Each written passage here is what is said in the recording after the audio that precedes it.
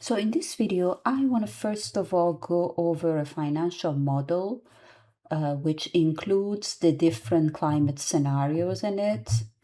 And as you can see here, we have the different climate scenarios and we can switch in between the different climate scenarios. We're going to go over the financial model and talk about some of the things that I want to discuss with you today, like the difference between risk analysis and financial structuring. And then we're going to also look at the summary sheet. And what I want to also show you, I tried to convert this summary sheet into an HTML file, which you can see here with the help of AI.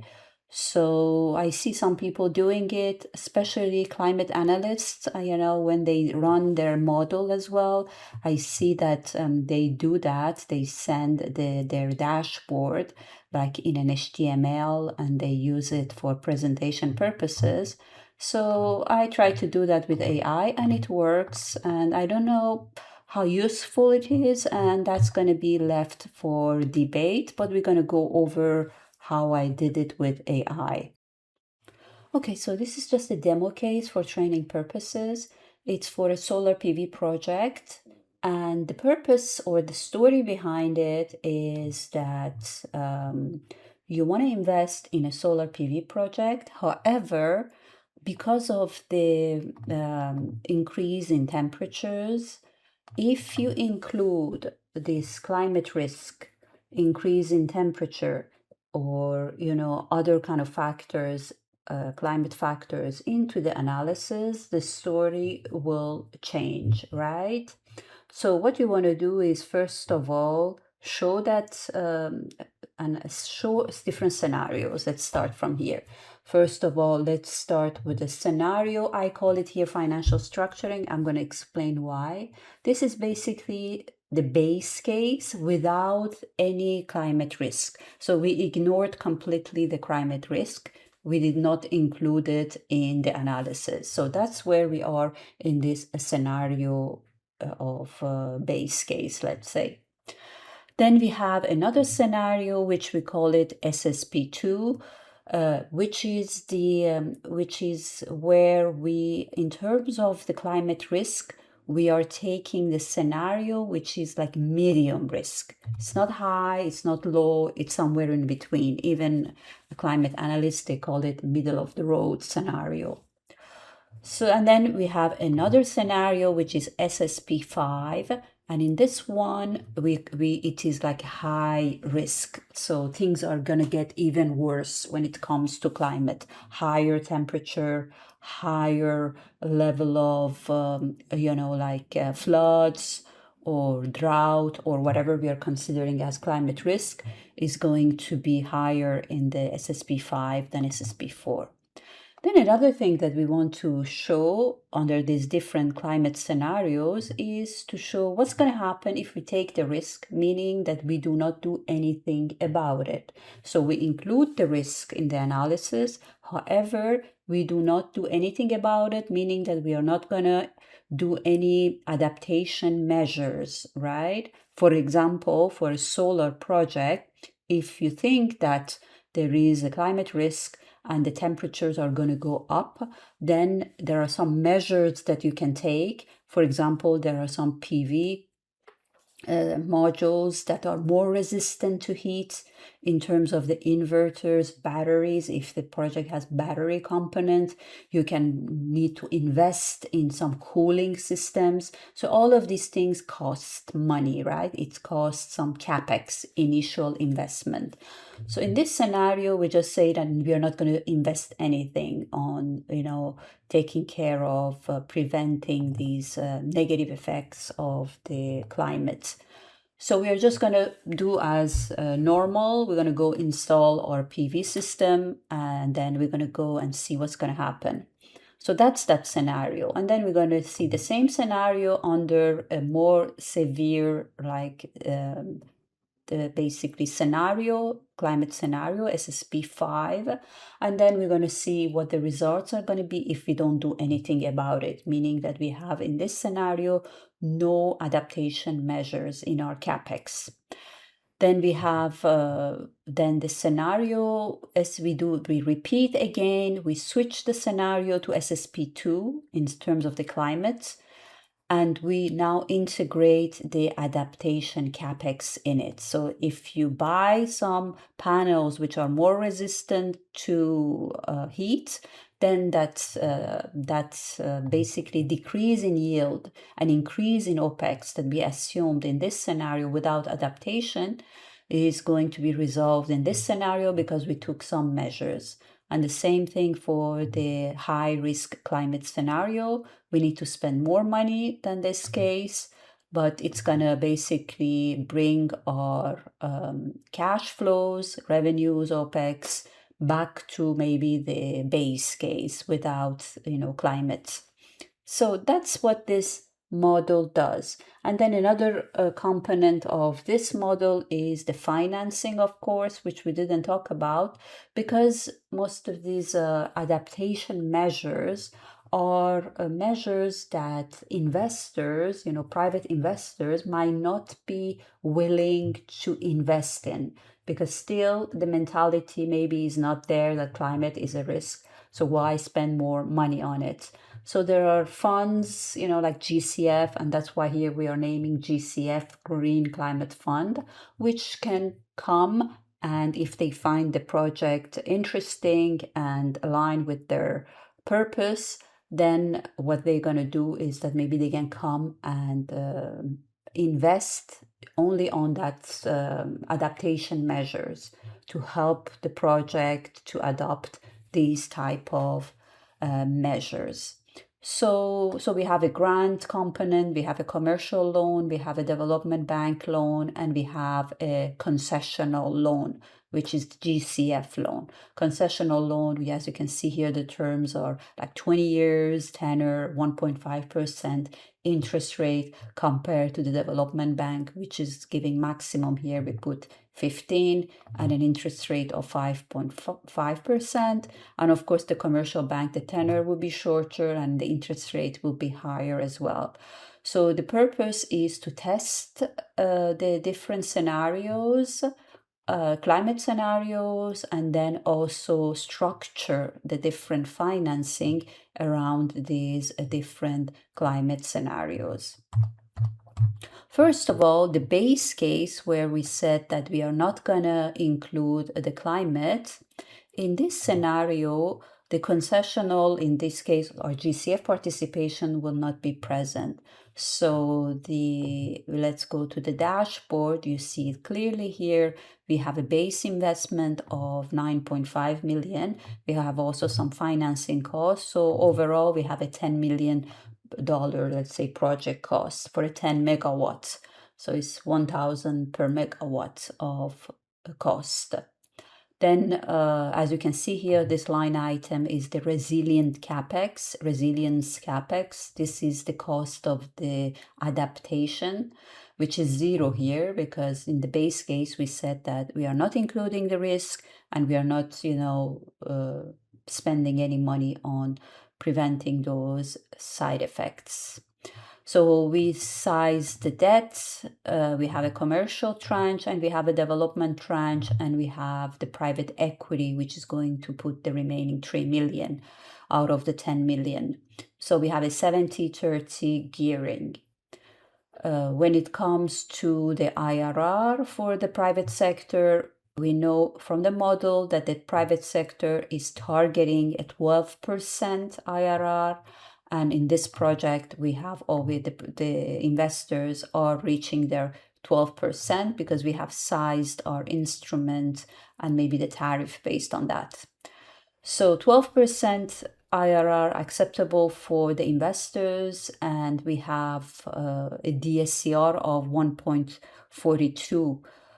Which is throughout the life of both debt. So as you can see, debt is sized based on the gearing. And this is also acceptable for the banks, right? So this is the scenario. Now, what's going to happen if we switch to the case where we include the climate risk? Okay. So we include the climate risk into the analysis, meaning that now with this SSP2, which is the, as I told you, the medium risk when it comes to climate, we have a lower 8 by 8.5% lower yield. And the annual degradation is also higher than the base case. We have around 16% higher in terms of the operating cost.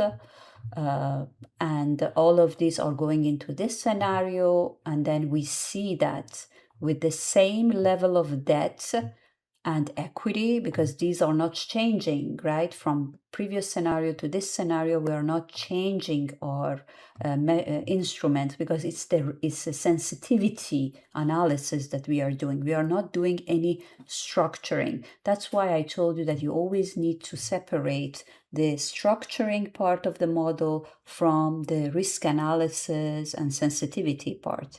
Because now when you're including the climate risk into the analysis, you want to basically show a world where you have signed the loan agreement with the commercial banks and with the development banks, and they already committed, these amounts to this project. And the private equity also contributed the 3 million. They signed the loan agreement. They all celebrated the success of the project. Maybe the project even won some prizes, best project finance deal of the year. But then what's going to happen if those climate risk comes into the picture? Starting in day one, in terms of the temperatures are higher than what we expected. And we saw that from the climate experts, we can get the impacts of the temperatures going beyond a certain level, their impact on the basically efficiency of the power plants and also its maintenance and cost of operating. So that's what we are showing here. So the instruments are not changing. The financing instruments are the same. But now, as you can see here, our DSCR now went to 1.22 instead of 1.42, which was in the base case without climate risk. And the lenders, they are requiring a 1.3 DSCR as their base case. So we still need to compare this 1.2 with the lockups and the default ratios, but that's definitely not what the lenders want, okay? Whether it's going to pass through the lockup ratio or the default one is project specific. But then we see that the same thing with the investors. They require 12%, but they are getting now 9.6% in terms of IRR. So both of them are negatively impacted, okay? So, and then of course the situation is going to be even worse if we don't do anything and we envisage a world where in the future we are in the SSP5. This is where we are in the very high climate risk scenario where we are basically, let me show you, maybe that's not going to be bad to show it at this stage. You see, that can give you a representation of, focus on this part of the slide. You see, these are the different scenarios. We have the SSP1, which is when we are all following what the Paris deal told us to do. So this is the, basically they call it durable scenario. So that one is not interesting to us in terms of risk. We have a scenario which is the highest one, the one that I've been showing you all the time, the SSP5. So this is the one that we're going to pump oil and gas and, all the emissions. And then we're going to go through a world where we have a very, in terms of the economic growth, we just want to, reach higher and higher economic growth. And there are also some inequalities in that world, you see. So Actually, it's réduction des inégalités. Okay, reduction in, okay, I didn't know. So there are reduction in inequality, but, higher emissions and high consumption. Okay, you see consommation élevée. So high consumption. I see that as Trump's world, to be honest with you. That's the vision I think he has of the world. Then we have the SSP world, where they call it the middle of the road, scenario. Because from what I understand, there are different conventions when it comes to the scenarios. This SSP1, excuse me. So in this SSP1, we include both the social and socio-economical aspects, as well as emissions into the scenarios. Okay, so I hope it is now more clear about these different scenarios. So I lost track of it, maybe not. Okay, so you see so now we are in Trump's world, SSP5. What's going to happen to this solar project because of this high temperature? And because when we signed the deal, we didn't, put any resilient CAPEX in it. Now we are faced in a world where, because of the decrease in the efficiency and the higher OPEX that we need to spend on it, as in terms of the DSCR, we are not in a good position. Minimum is 0.85, meaning that, we cannot, most of the time, we cannot repay the debt. Yes, so in some periods we cannot repay the debt. And in terms of the IRR, you see that, they no longer get their 12%, they only get 4% in this scenario. So this is just for, you see, the importance of presenting these scenarios is to show to the investors whether they want to take the risk or not of the climate, or whether it is worth it for them to go and spend some money and prevent these downside scenarios. And of course, climate experts as well, before the financial experts, will provide this conclusion.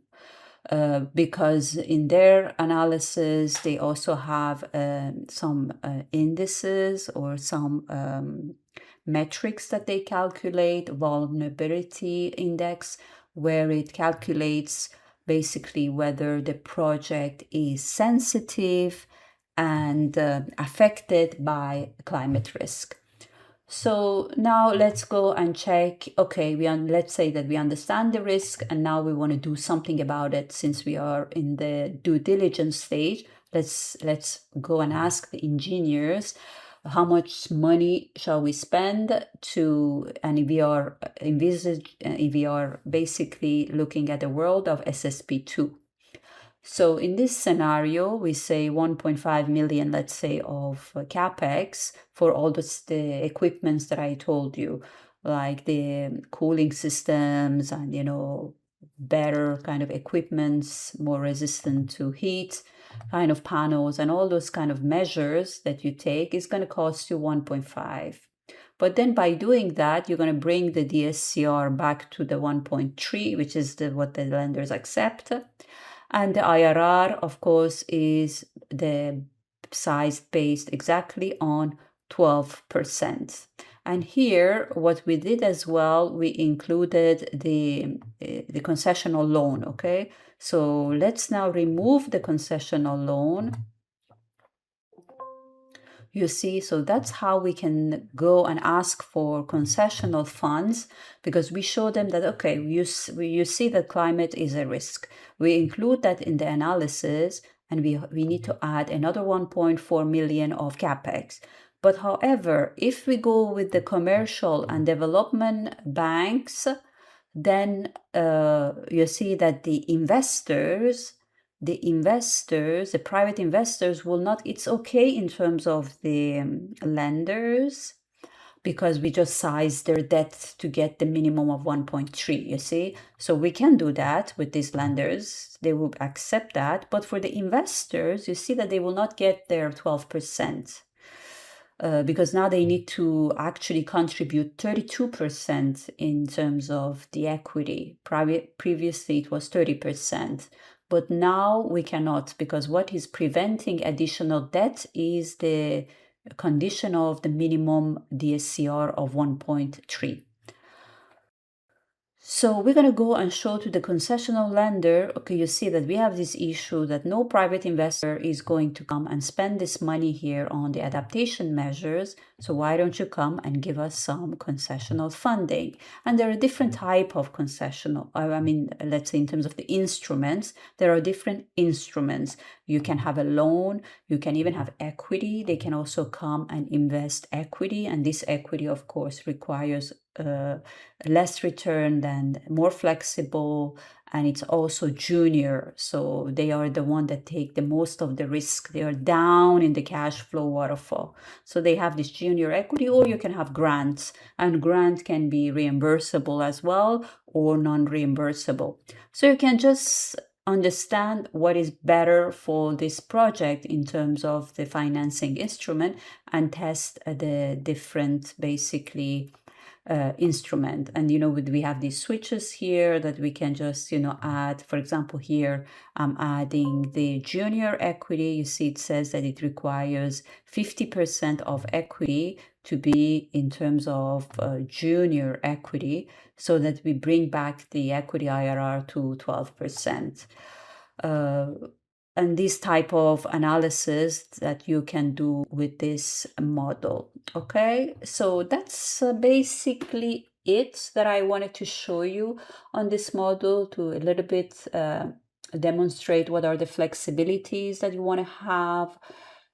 And now let's go and do the HTML one. Okay, so that's basically, I went to Claude because that's what I use, and I said I attached my model, and I said, I don't think at this stage, I said, how can I convert an Excel dashboard into an HTML and share it with clients? So that's it. And then it gave me several ideas on how to do it, host it on, whatever live workbook, and then some other, LibreOffice, whatever. It gave me some options, which were kind of like, to me, complicated, or I don't have that AI fluency to understand it. Then I said, okay, let's do it step by step. So we went step by step. Again, here it became complicated for me in terms of like going to Python and running it in Python. So I said, no, this is again too complicated for me. So what eventually I realized, it should be able to do it for me in some way. So I asked it to basically I sent the model, and then I said just convert it to just a summary sheet into an HTML. Okay, so we had a series of here it gave me, so far it was good. You see, that was the first iteration. First iteration, you see, it had the switch in my model was in French, so it generated it in French. I have it also in English. So it's just generated this for me. As you can see, this is not dynamic, so I couldn't, go and do all those things that we just did with the model, with the dashboard of resizing, adding an instrument, bringing an instrument in and out, and all this, and switching in between different scenarios. I cannot do it with this. So, well, that was not useful. My aim was to have something dynamic. So I went back and forth now, several steps, just to, make it. And I didn't do anything other than just copy and pasting a macro, I would say. Yeah, it just gave me a macro. And that macro that I needed to go and install as a module in the VBA. So from what I understand, this is like just, you have this macro is basically running all the scenarios and is saving the results of these scenarios into a JSON file, and then it's going to be used by the HTML. So these are all the codes for that, which to be honest with you, I didn't go through them in line by line, but I think that's basically what it does. So you go and insert that module. It should be sitting somewhere here in my module. I should have gone to this one to show it to you. So anyway, so that's the one. So I just came and I put it in my model as a module, and then I run it, and then I resend the file to AI. I resend it while after I put that macro in, and I run it as well. I resend it to AI, and then it gave me, let me see if this is, excuse me, let me see if this is I want to give you the latest version. No, you see, I had a couple of back and forth